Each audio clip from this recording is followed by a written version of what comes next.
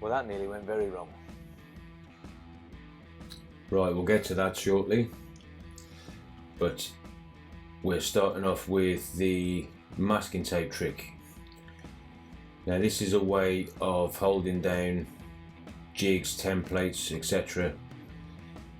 Without resorting to double-sided tape, although in this instance I am using double-sided tape, but it'll be sandwiched between two pieces of masking tape.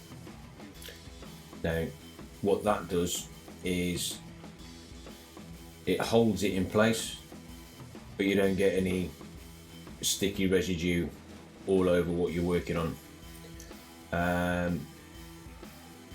The other way of doing this is using super glue, which is strong and reliable, but if you slip or put too much super glue, then it can spooge out the sides, and so then you're having to clean up super glue off your templates and off your work. So yeah, I sometimes use double-sided tape instead, because obviously there's no spooge. So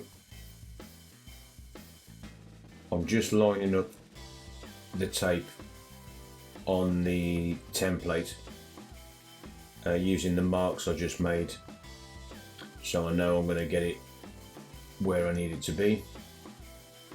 And basically put the masking tape on, burnish it down, rub it, fingertips or something, or a burnisher, something flat, and that makes it adhere and it ain't going to move. So now we've got that in place, I'm adding a couple of thin strips of double-sided tape. It's not very good stuff, which is why I use the masking tape, because it will just leave sticky residue behind, and cleaning it up is a pain.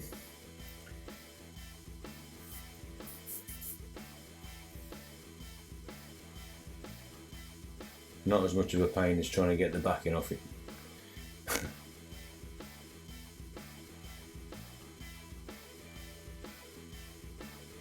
So now that's ready to go.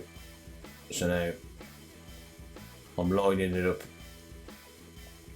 with the centre lines that I've got on the body blank. Now with super glue you get a few seconds of open time, so you can readjust it, but with double-sided tape, as soon as you press it down, it's in place. So you have to take a little bit more care lining it up to make sure it's in the right position. And now that's ready to go. Got to force a bit in the drill press to clear out some material for where the neck pocket's going to be.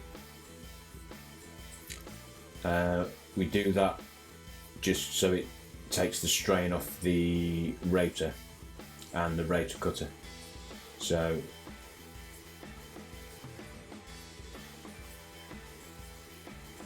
yeah, it's just it's a way of extending the life of your rotor blade, your rotor cutter, basically.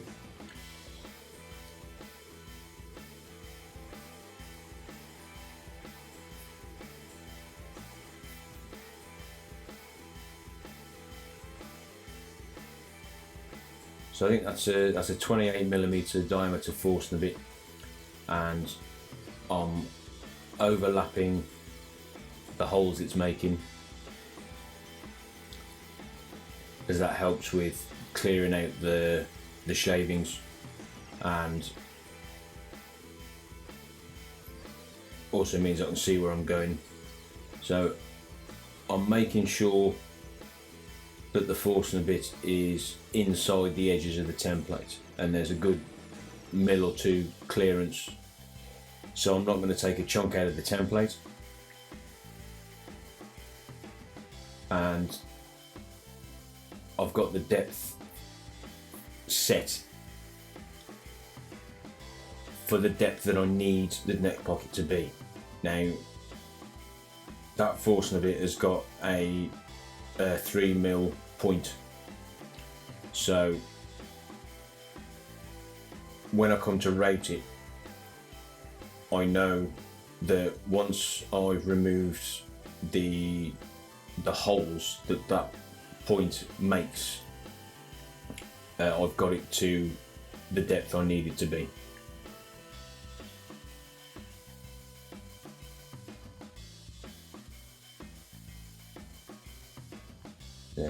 Nearly there.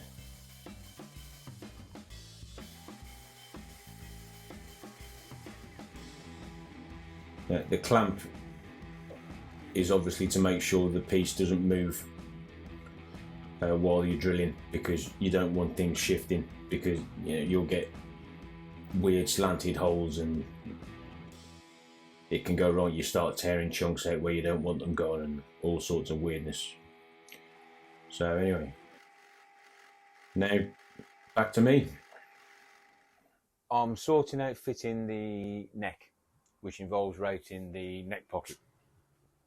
Now I'm doing that first so that I can get the neck fitted in the guitar, and then I can work out the scale length and then where the pickups and the controls will be. So everything from now on is done in relation to the neck. So although I've got center lines and everything, and I've marked out where the neck is going in relation to the center lines I've got, I've been as precise as I possibly can be. And I think, thinking back a couple of weeks, I think I managed to get it to within around 0.5 millimeter. But obviously that is not absolutely spot on. So there may well be a slight variation between where I'm going and where the neck ends up. So what we do is we get the neck pocket sorted and get the neck fitted, and then I use that to sort out a center line for positioning the bridge and the pickups, so that I know that when everything is mounted and the guitar is strung up, everything will be straight and true in relation to the neck. So now I'm going to use the trim rater I've got with a little 1/4 inch shank bit, because it will fit into the inside radius on the template. And I'm curious to know just how good this trim rater is for doing this kind of thing. I did the truss rod slot in the neck for it a few weeks ago, and it performed brilliantly. So I don't expect this to be any different, but I usually use the big rotor for this, but I thought I'll get this one out and give it a go and see how we are. So I've got the template fixed with masking tape, double-sided tape, so that's not going anywhere. And I've got a little bit of spare offcut from the body and the top underneath this corner of the template, just so it stays, even, regular and level.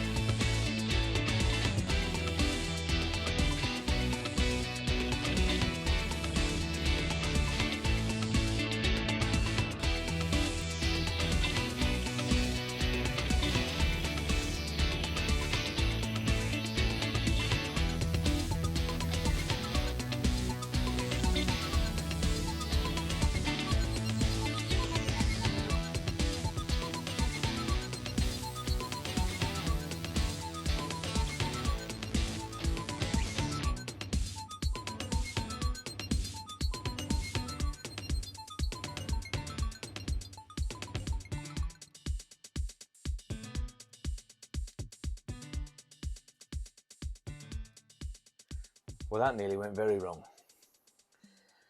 But as usual, it's the squishy bit of human that's the weak link, because I forgot that that router cutter has got a small gap between the blade and the bearing to allow for a glue line or similar.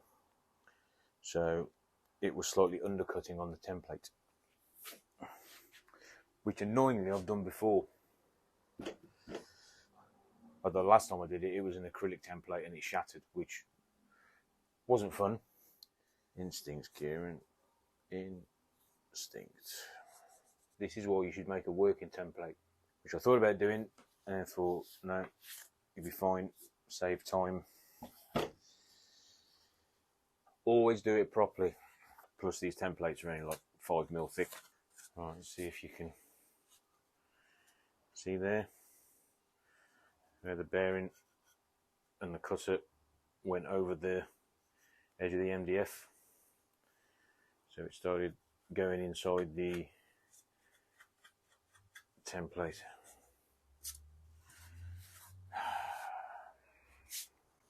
Stupid boy.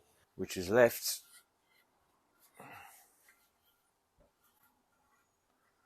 some pitting in the back of the neck pocket. What are we doing for?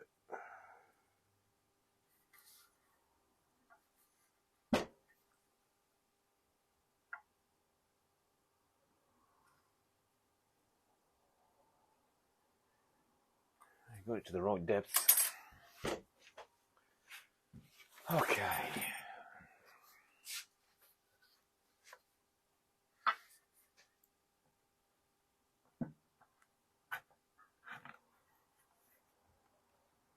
Yeah.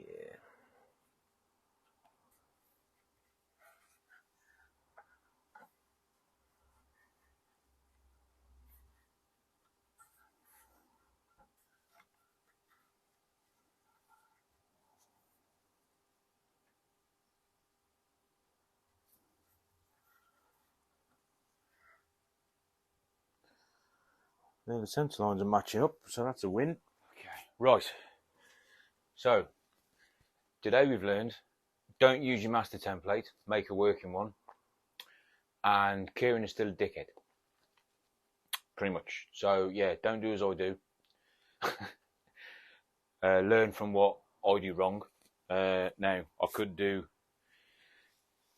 the YouTube thing, edit it all out, make it all look perfect, but where's the fun in that? And frankly, you learn more by making a mistake anyway. So, yeah, annoying, pissed off, to be honest. But what can you do? Now, originally, I marked out the neck pocket so that the neck joint would be around the 16th, 17th fret.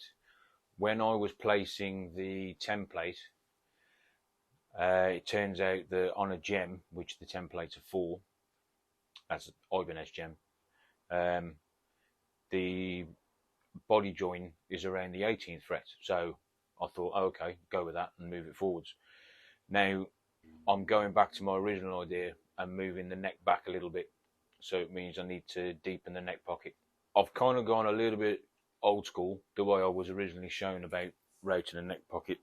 And I fixed down some bits of MDF in the right places so that the bearing has got something to follow. And they're a bit thicker, so I've got a bit more leeway with where I get the bearing against the template. But I've only got to take a little bit back, so we're going to get that done. PPE. Always use protection, like your mama said. I've already set the depth on the router, so that's all done.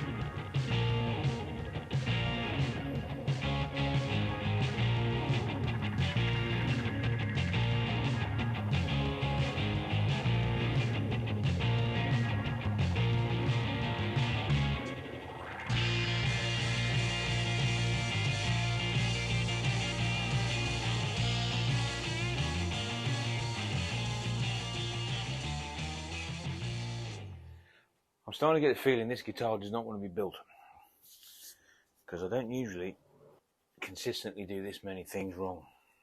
Although you could look back through my other videos and prove me wrong on that. Let me know in the comments. Still, it's all good fun. Right, so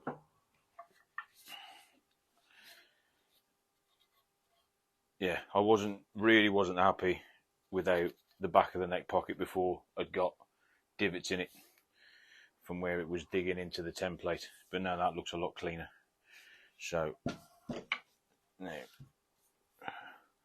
and on the neck where I made it, I've got the 16th and 17th frets marked, which is where I initially lined everything up to anyway. So yeah, that is, however, crazy loose, but that's no problem. There are things I can do to alleviate that. Okay, right, neck pocket done, kind of.